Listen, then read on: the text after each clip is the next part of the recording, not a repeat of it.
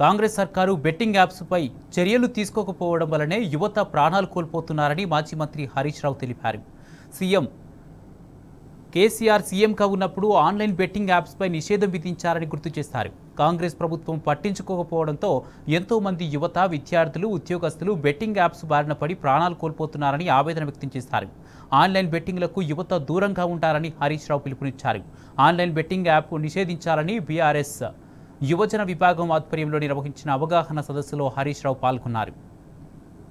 Online బెట్టింగ్లతో రాష్ట్ర వ్యాప్తంగా ఎంతోమంది యువత దానికి బానిసలైపోయి తమ ప్రాణాలు కోల్పోతూ ఉన్నారు. గతంలోనే కేసీఆర్ గారు ప్రభుత్వం ఉన్నప్పుడు ఆన్లైన్ బెట్టింగ్ను నిషేధించడం జరిగింది. కానీ ఇప్పుడున్న కాంగ్రెస్ ప్రభుత్వం పట్టించుకోకపోవడం వల్ల అనేక గ్రామాల్లో ఎంతోమంది విద్యావంతులు, ఉద్యోగులు, యువత ఈ ఆన్లైన్ బెట్టింగుల్లో చాలా డబ్బులు పెట్టి చివరికి తమ విలువైనటువంటి ప్రాణాలు పోగొట్టుకుంటూ ఉన్నారు.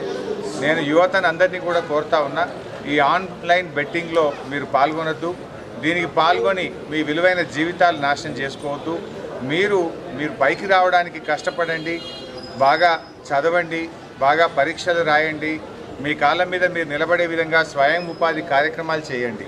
ఈ షార్ట్ కట్ మెథడ్లో ఎవరు కూడా పైకి రాలేరు. ఆన్లైన్ బెట్టింగ్లో ఎవరు డబ్బు సంపాదించే వాళ్ళు ఉండరు.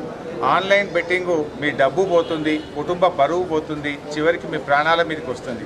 మిమ్మల్ని కన్న తల్లిదండ్రులు, మీ భార్య, పిల్లలు, వాళ్ళ జీవితాలను దృష్టిలో పెట్టుకోండి. ఆన్లైన్ బెట్టింగ్లోకి వెళ్ళి దానికి వ్యసనానికి లోనైపోయి మీ భార్య, పిల్లలకు ఇబ్బంది కాకుండా, మీ తల్లిదండ్రులకు ఇబ్బంది కాకుండా మీరందరూ కూడా దానికి దూరంగా ఉండాలని చెప్పి నేను యువతను ప్రత్యేకంగా కోరుకుంటా ఉన్నాను. అదేవిధంగా రాష్ట్ర ప్రభుత్వం కూడా దీని మీద చొరవ చూపి ఈ ఆన్లైన్ బెట్టింగ్ గేమ్ నిర్వాహకులు ఎవరైతే ఉన్నారో వాళ్ళందరినీ పీడీ యాక్ట్ పెట్టి అరెస్ట్ చేసి జైళ్ళల్లో వేయాలి.